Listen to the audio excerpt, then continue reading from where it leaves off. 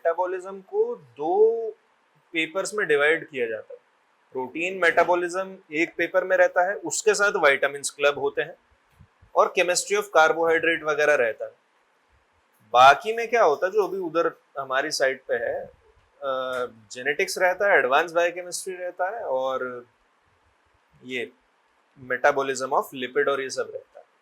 तो balance out हो जाता है, बिकॉज जितना आप लिपिड और इसमें गवाएंगे उतना विटामिन से कवर कर सकते हैं, मिनरल से कर सकते हैं। It's easy topic, short topic होता है। पेपर 1 का सिलेबस बहुत बड़ा हो गया ऐसे, तो मेहनत करो बेटा। लेकिन पेपर 1 अगर हो गया क्लियर तो पेपर 2 में इतना दिक्कत नहीं है। Paper 2 simpler. ठीक है, लिखो भाई। एम टू एस्टिमेट, बेटा आज ALP होगा, ठीक है। To estimate serum levels of ALP in the given sample.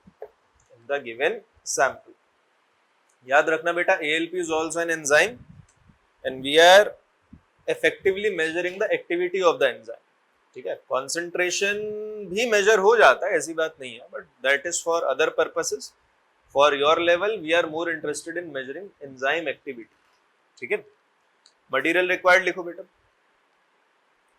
पता होना चाहिए। अब तक तो बहुत क्लासेस होगी। Semi auto analyser, micropipettes, kits, tips, gloves, you can write down all of these things.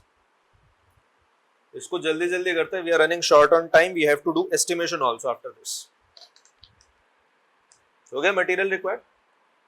अब लिखो बेटा principle. You should all know that enzymatic principles or enzymatic assays are always determined by which organization? IFCC, International Federation for Clinical Chemistry. ठीक, IFCC। तो उसका principal भी बेटा IFCC ने दिया। लिखो 4-nitrophenol phosphate, ये 4-NPP, 4-nitrophenol phosphate, actually it is para-nitrophenol phosphate। अगर किसी को और इंटरेस्ट है, you can write it down, 4-para-nitrophenol phosphate। Under suitable conditions, लिखो, under suitable conditions reacts with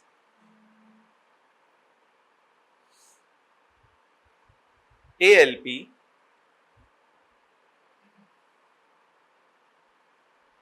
present in the sample. You should remember that all these enzymes, they are present in the serum sample। ठीक है, ALT, AST, ALP सब serum samples आ रहा। क्या लिखवाया था last? हाँ, ALP present in the serum sample and catalyzes the following reaction, लिखो इसे आगे।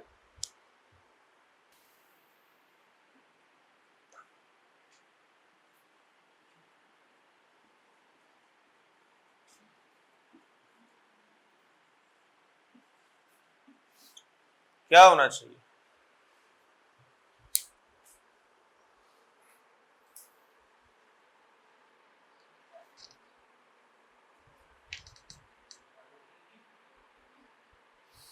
नहीं, ये AMP मोनोफॉस्फेट वाला नहीं है, इसका केमिकल नेम होता है, वो बाद में बताएंगे। ठीक है, it is a chemical name, amino monophenol करके कुछ होता है, इसका बड़ा सेपरेट सा नेम होता है।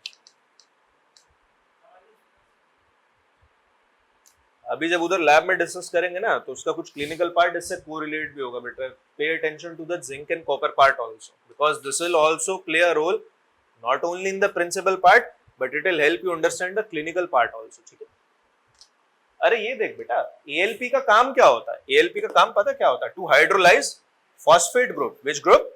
Phosphate group. कौन सा ग्रुप? Phosphate group. तो बेटा यहाँ पे क्या है? 4-para-nitrophenol phosphate। ठीक, तो ये फॉस्फेट ग्रुप यहां से रिमूव हो गया ना, क्या बचा बेटा? नाइट्रोफिनॉल बचा। क्या बचा? Nitrophenol plus phosphate. सिंपल, यही तो क्लीव हुआ। याद रखना, ये एल्कलाइन पीएच में हुआ है। किसमें हुआ है? एल्कलाइन पीएच में। प्रिंसिपल इसका सिंपल है, मोस्ट सिंपलेस्ट ऑफ ऑल। हाँ, इसमें कोफैक्टर बेटा दो लगते हैं, first one is zinc and second one is copper. ठीक है, याद रखना, ये पूछा जाता है, इसका क्लिनिकल में बहुत यूटिलाइजेशन आएगा, आगे देखना कैसे। आगे लिखो, पैरानाइट्रोफेनॉल, बात है नहीं बेटा, पैरानाइट्रोफेनॉल, ये नाइट्रोफेनॉल कह रहा हूं बेटा, खाली नाइट्रोफेनॉल, नाइट्रोफेनॉल फॉस्फेट नहीं, only paranitrophenol. It is yellowish in color. It is yellowish in color under standard conditions. Under standard conditions, ALP activity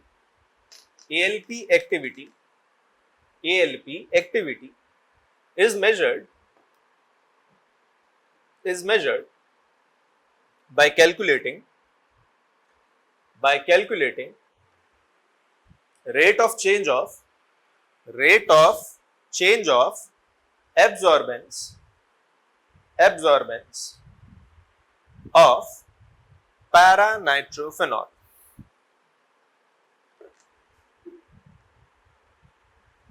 अच्छा, एक चीज और बेटा, जैसे ये फोर्थ पोजीशन पे था ना, तो बेटा ये भी फोर्थ पोजीशन पे ही होगा। एक चीज और, although it doesn't matter but you should mention that position only। ठीक है, समझ आया? इस प्रिंसिपल को एक बार और ध्यान से पढ़ो बेटा, पढ़ो एक बार और इसे रीड करो ध्यान से। इसमें क्रोमोजेनिक कंपाउंड कौन सा है? पैरानाइट्रोफेनॉल, 4 नाइट्रोफेनॉल फॉस्फेट। ये ऑलमोस्ट कलरलेस ही होता है, इसका कोई कुछ स्टैंडर्ड कलर नहीं होता, ऑल्दो इट इज समवट बहुत स्लाइटली येलो होता है, बहुत स्लाइटली। हाईली डाइल्यूटेड सीरम होता है ना, कुछ कलर वैसा होता है, जब पिपेट करोगे देखना। बट पैरानाइट्रोफेनॉल बेटा ये तो बिल्कुल येलो कलर का होता है। अगर किसी ने स्कूल में एक्सपेरिमेंट किया होगा तो उसमें एक आइडेंटिफिकेशन का आता है स्पॉट में, स्कूल में तो कराता है बेटा, दैट आइडेंटिफाई डिफरेंस बिटवीन ऑर्थोनाइट्रोफेनॉल और पैरानाइट्रोफेनॉल। एक स्टीम वो होता है सेंसिटिव, एक दूसरा वो होता है, but that is a chemical property, आंख से देख के वो कलर से ही पता चलता है। तो पैरानाइट्रोफेनॉल बेटा बहुत येलो कलर का होता है। तो एक चीज और इस पर ध्यान दो, that it is in the product part. कौन से पार्ट में है ये? प्रोडक्ट पार्ट में, यानी कि अगर मैं T इक्वल 0 पे इसका कंसेंट्रेशन लूं तो वो नियर 0 है, नियर 0 के 0 ही है, T इक्वल 0 पे। यानी कि जैसे जैसे ALP के साथ रिएक्शन आगे बढ़ता चला जाएगा, more and more paranitrophenol will be generated. ठीक, मोर एंड मोर, और जैसे जैसे वो जनरेट होता जाएगा वैसे वैसे कलर और ज्यादा येलो होता चला जाएगा। यानी कि इसका ग्राफ बेटा ऊपर आना चाहिए या नीचे आना चाहिए? It will be ascending. कैसा होगा? असेंडिंग, क्योंकि टाइम के साथ नाइट्रोफेनॉल का कंसेंट्रेशन बढ़ता चला जा रहा है। और नाइट्रोफेनॉल जनरेट कैसे हो रहा है बेटा? ध्यान दे, ALP की वजह से हो रहा है। किसकी वजह से हो रहा है? ALP की वजह, क्योंकि वो यहां से एक फॉस्फेट ग्रुप रिमूव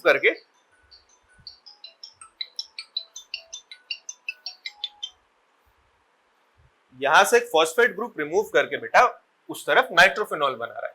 ठीक है, it is removing one phosphate group from 4 nitrophenol phosphate and the resulting compound is nitrophenol which is yellow in colour. समझ आई बात? अब ये उतनी ही रफ्तार से बनेगा बेटा जितना ब्लड में तेरा ALP होगा। ये बात ठीक है कि नहीं? जितना ज्यादा ALP होगा बेटा, उधर नाइट्रोफेनॉल बनने का रेट उतना ही ज्यादा होगा। इससे हमें पता चलेगा that what amount of ALP is present in the given serum sample. Am I clear? Simple. किसी का कोई क्वेरी बेटा? गुड। एक्सपेक्टेड वैल्यूज लिखो बेटा। एक्सपेक्टेड वैल्यूज कितना होता है ALP का? हाँ, रफली इतना ही होता है।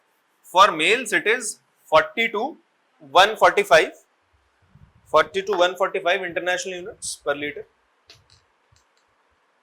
and for females it is 30 to 130 international units per litre.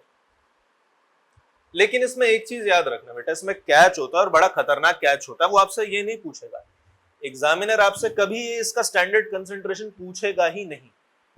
He will ask you certain different kinds of question. जैसे अप टू 6 मंथ्स का जो चाइल्ड है उसमें ALP का लेवल कितना होता है, ज्यादा होता है, कम होता है। This is for adults. बात नहीं प्लीज, बात नहीं क्लास। ये तो जो मैंने आपको लेवल दिया this is for adults. Secondly जो ज्यादा पूछा जाता है इन एडोलेसेंट एज ग्रुप 10 to 17 या 10 to बिलो 18 जो होता है, ठीक, जो टीन एज में होता है। हम तो सब अब एडल्ट्स में आ चुके हैं, लेकिन आप लोग अभी थोड़ा एडोलेसेंट एज से निकले हो। That age is called adolescent. उसमें ज्यादा होता है या कम होता है, ठीक, ये पूछा जाता है। फिर उसके बाद एक और चीज पूछी जाती है दैट ओल्ड एज, कौन सा एज, ओल्ड एज, उसमें ज्यादा होता है या कम होता है। ये सब वैल्यूज आपको बेटा याद करना पड़ेगा। This is a trickier part, यही पूछा जाएगा and this is I am abiding you as a homework.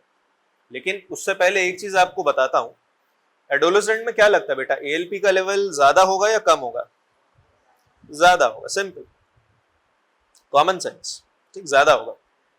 Old age में क्या होगा बेटा, ज्यादा होगा या कम, क्यों, yes, due to higher activity of osteoclast bone is getting demineralized which prompts higher activity of ALP। लेकिन हाँ एडोलेसेंट एज ग्रुप में क्या होता है बेटा, एडल्ट से काफी ज्यादा होता है, लेकिन ओल्ड एज ग्रुप में जिसे हम जीरेट्रिक ग्रुप भी कहते हैं उसमें ज्यादा तो होता है लेकिन इतना भी ज्यादा नहीं होता।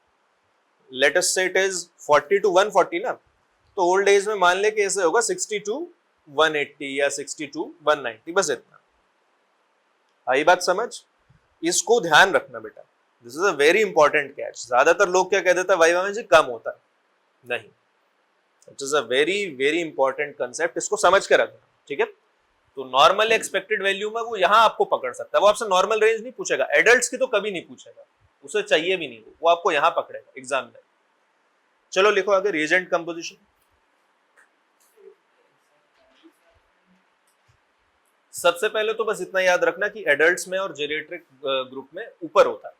अब ये देखना खास तौर पे अप टू 6 months में देखना, प्रेग्नेंट विमेन में देखना, प्रेग्नेंट विमेन में, और सेकेंडली 10 to 18 वाले एज ग्रुप का याद रखना। This is important, you have to look it in your books. इस पे बेटा नेट का मदद बिल्कुल मत लेना, this is something which you should prefer a standard book only. क्योंकि अगर मान लो आपका आंसर एग्जामिनर से मैच नहीं भी कर रहा है, at least you can coat an answer from a standard book, तो आपकी भी एक बात का वैल्यू रहेगा। नेट का तो कोई भरोसा नहीं होता बेटा, ठीक है। चलो रिएजेंट कंपोजिशन लिखो, रिएजेंट कंपोजिशन, इसको बुक में लिखिए और भूल जाइए, not required in any examination but still you have to write it down. इसमें बेटा वर्किंग रिएजेंट अवेलेबल है, ठीक है, हमको रिकॉन्स्टिट्यूट नहीं करना, ना ही कुछ बनाना है, the working reagent is readily available. Right it down, 2 amino 2 methyl 1 propanol, ये AMP है बेटा, ये है इसका नाम AMP का, 2 amino 2 methyl 1 propanol. This is not adenosine monophosphate, मैं भी धोखा खा गया था, प्रोपेनॉल, हाँ, 2 अमाइनो 2 मिथाइल 1 प्रोपेनॉल। इसका कंसेंट्रेशन है बेटा 350 मिलीमोल पर लीटर। देखो रिएजेंट कंपोजिशन इसीलिए लिखवाया जाता है, बायोकेमिस्ट्री पढ़ते पढ़ते ना आप लोगों को क्या कहूं, even I got used to that, मुझे भी लगा AMP मींस एडेनोसिन मोनोफॉस्फेट, और ALP क्योंकि पढ़ रहे हैं इट रिक्वायर्स फॉस्फेट तो हो जाता, बट बाद में देखा तो पता चला नहीं, it is 2 amino 2 methyl 1 propanol, ठीक है। अगला देखो बेटा, magnesium ion 2 millimole per litre बेटा, 2 मिलीमोल पर लीटर। जिंक बेटा this is 1 millimole per litre. इनका बहुत खेल होता है बेटा, इनका क्लिनिकल में बहुत खेल आएगा, देखना। EDTA लिखते हो, EDTA से पहले एक H और लगा लो, HEDTA, ठीक है। इसका कंसेंट्रेशन है बेटा 2 millimole per litre, 2 millimole per litre, 2 millimole per litre. और फिर है para nitrophenyl phosphate, para nitrophenyl phosphate 16 millimole per litre. अब इसमें एक चीज लिखो, जो कि इंपॉर्टेंट है, मेटल चिलेटिंग रिएजेंट्स लिखो. Although this should, I was thinking to add it in the principal part, पर इसको यहाँ लिखना ज्यादा सेंस बनता है. लिखो, metal chelating agents present in the sample, present in not sample, present in the working reagent, present in the working reagent, removes all the interfering ions, removes all the interfering ions which can be present in the serum, which can be present in the serum by chelating or forming a complex with them, by chelating and forming a complex with them, which can interfere with the result. बेटा जो interfere कर सकते हैं result के साथ.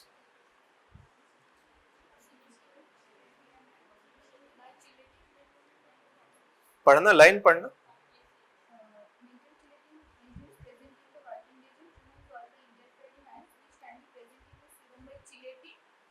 And forming complex with them. And forming complex with them. ठीक है. Next आ जाता है बेटा procedure. Right down the procedure. Procedure is simple.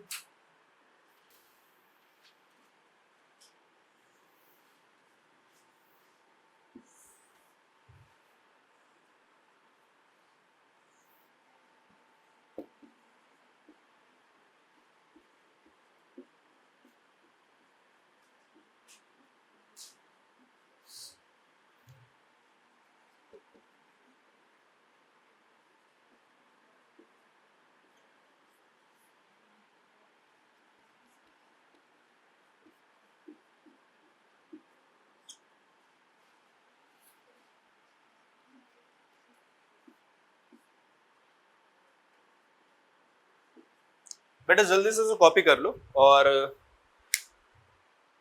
File में just briefly expand it, like take 3 test tubes, pour 1000 microliter of working reagent in it, add 20 microliter of distilled water to blank, standard solution to standard, and serum sample and test. Finish. ठीक है. Kinetic method है बेटा, इसमें incubation इतना नहीं लगेगा, बल्कि होता ही नहीं, जो भी होता है it will happen inside machine itself. ठीक है. Incubation is not at all required. और ठीक है, वेवलेंथ कैलकुलेशन में देते हो गया. प्रोसीजर हो गया. चलो आगे बढ़ते हैं. कैलकुलेशन देखो. कैलकुलेशन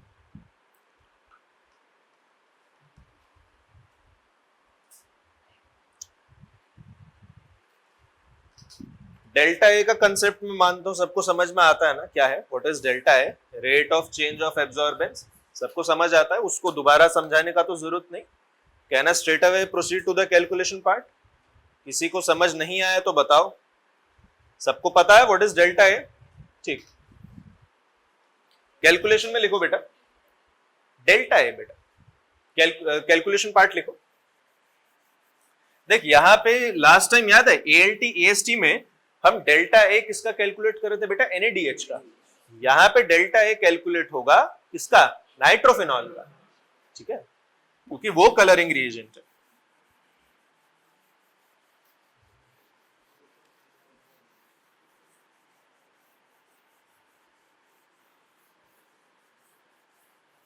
कैलकुलेशन में लिखो activity of AST, activity of ALP, activity of ALP, बार बार दिमाग से निकल जाता. Activity of ALP is estimated using the formula,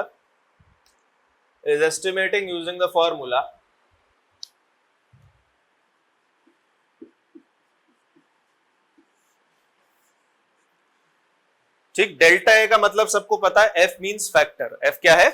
factor. बेटा यहां पे फैक्टर जो है वो है ये. ठीक है, फैक्टर याद करने की आप लोगों को जरूरत नहीं है. It is feeded in the machine. अगर एग्जामिनर आपसे मैनुअली करवाना चाहेगा calculation, Don't worry, we are responsible to provide you the factor, so you do not have to remember the value of the factor. To remember is this, activities फॉर्मूले से आ रही है, factor जो भी हो वो हम आपको उस दिन बता दें, ठीक है? आया समझ? Write down the observation part, जो भी आपको ऑब्जर्वेशन है लिखो उसे, then after that result, result में जो भी आपका एएसटी का एक्टिविटी है बेटा वो लिख देना, and finally the clinical part. अच्छा एक बार और, हाँ वेवलेंथ लिखो बेटा, कैलकुलेशन वेवलेंथ लिखो, it is estimated at 410 nanometre, 410 nanometre, ये कैलकुलेशन वाले पार्ट में लिखना बेटा। AST is estimated at 410 nanometer. क्या? ALP, sorry, ALP, sorry. ALP is estimated at 410 nanometer. AST आपका 340 पे होता है, याद रखना। NADH वाले सारे 340 पे होता है, ठीक है? ALP is estimated at 410। अच्छा एम हो गया बेटा, मटेरियल रिक्वायर्ड हो गया, प्रिंसिपल हो गया 3, एक्सपेक्टेड वैल्यू 4, प्रोसीजर 5, कैलकुलेशन 6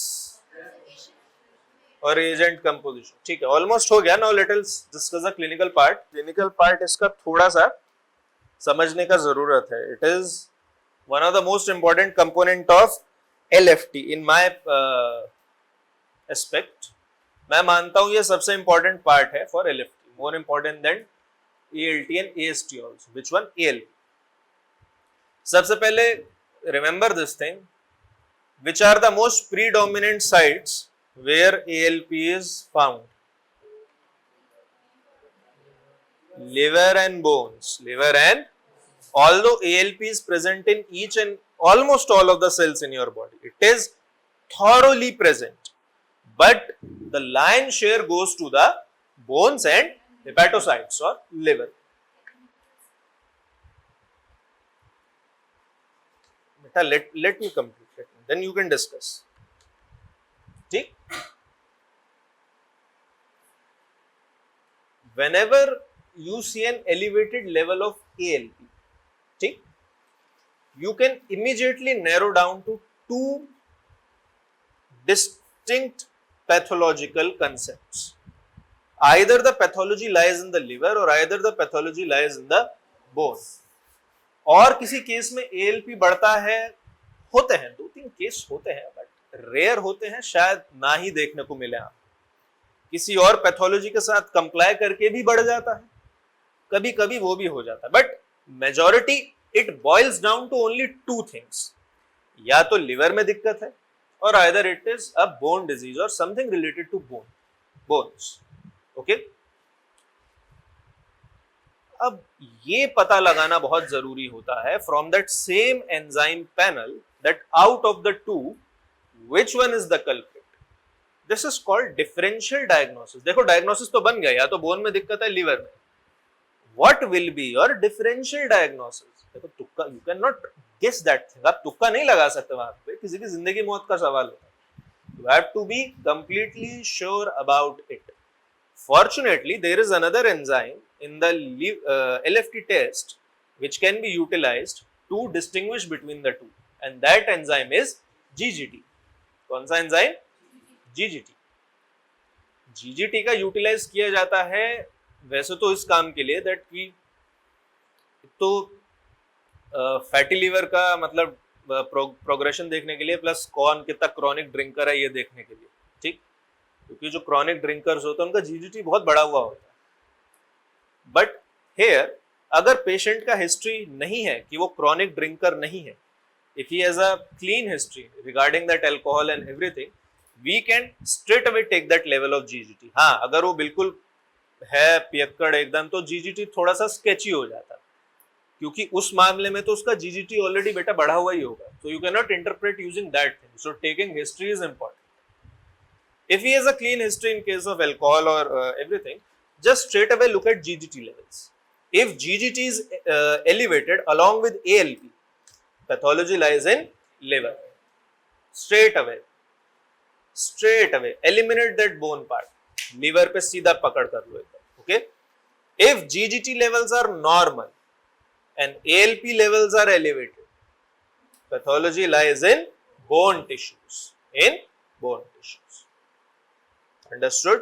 बेटा ये कंसेप्ट जिंदगी भर मत भूलना, ठीक है? Understood? ये बहुत काम आता है और एलिवेटेड जीजीटी के बहुत सारे केसेस आपको मिलेंगे और बहुत सारे केसेस में आप ये चीज यूटिलाइज नहीं कर पाएंगे। क्यों?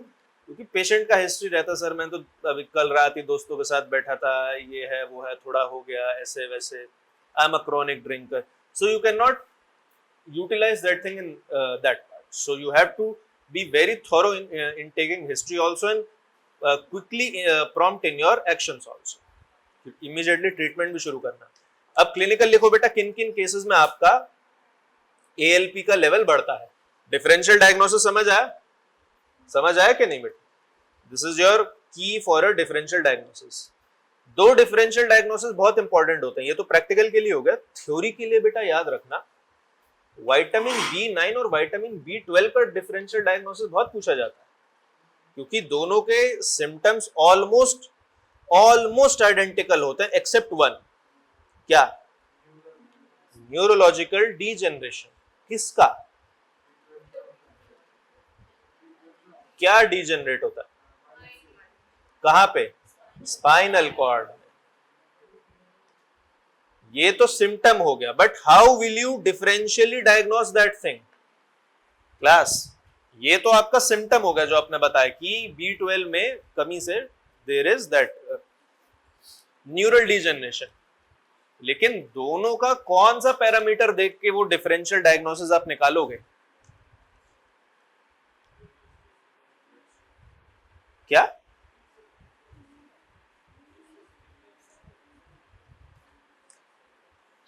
अरे हवा में तीर नहीं चलाने मेरे शेर, you have to give a specific name for that. Serum MMA levels, methyl, हाँ, serum MMA levels. Vitamin B9 की डेफिशिएंसी में नॉर्मल रहता है, एलिवेटेड होता है? I think it is normal there and elevated in B12 deficiency. तो ये differential diagnosis होता है। अगर आप सिम्टम देख के वो करेंगे तो बहुत देर हो जाएगी बेटा, because that neural degeneration is irreversible. तो किसी को लंगड़ा लूला थोड़ी बनाना है यार, you have to be very quick in your actions. So physical symptom देख के नहीं, you have to look at that biochemical report.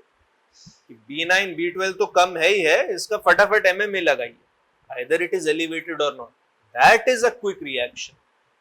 ठीक है, तो ये GGT और ये B9 और B12 बेटा, ये दोनों बहुत केसेस भी मिलेंगे आपको, and you have to be careful in your examination also because it is often asked।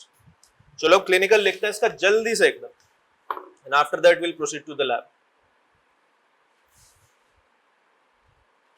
elevated levels of serum ALP बेटा लिखो।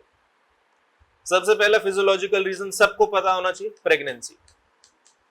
ठीक है, सबको पता होना चाहिए, प्रेगनेंसी। दूसरा पैजेट्स डिजीज।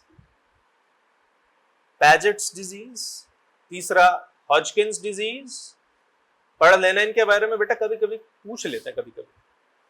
ठीक है, Paget's disease, Hodgkin's disease, Hodgkin's HODGEN KINS KINS, Hodgkin's disease। Then biliary obstruction, obstructive jaundice, gallstones, ये सब रीजंस होते हैं। Hyper parathyroidism, long list of for ALP, long list. लेकिन पैजेट्स डिजीज और हॉजकिंस डिजीज बेटा पहले तभी बोलना जब इनके बारे में पता हो। ठीक है, इनको पढ़ना पड़ेगा, although these are very good answers, लेकिन फिर वो एग्जामिनर नेचुरल आपसे पूछेगा हॉजकिंस डिजीज क्या होता है, पैजेट्स डिजीज क्या होता है, तो पढ़ लेना, एक एक लाइन पढ़ लेना, मोर देन इनफ। घटता कब है बेटा, ये इंपॉर्टेंट है। घटता पहली बात तो कम है, आपको केस कम देखने को मिलेगा, लेकिन कभी कभी मिल जाता है। that indicates mineral deficiency of magnesium and zinc. जो बेटा मैग्नीशियम और जिंक डेफिसिट होते हैं उनमें एएलपी का लेवल भी कम देखने को मिलता है, ठीक है, magnesium and zinc which were utilized in our principal part बेटा। अगर मैग्नीशियम और जिंक नहीं होंगे रिएक्शन चलेगी ही नहीं। हाँ, मैग्नीशियम बेटा नहीं, कॉपर भी था but there is zinc also, zinc and magnesium,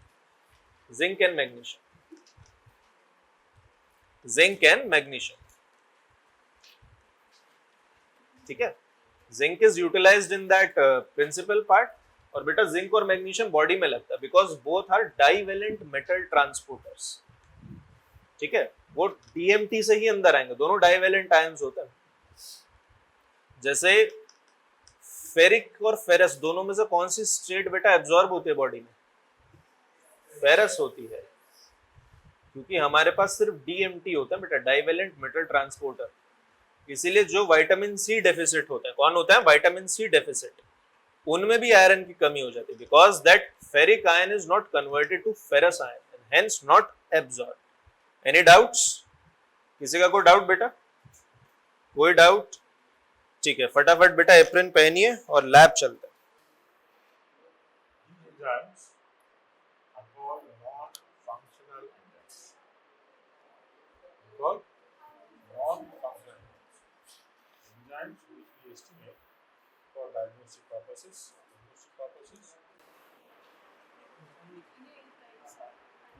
क्या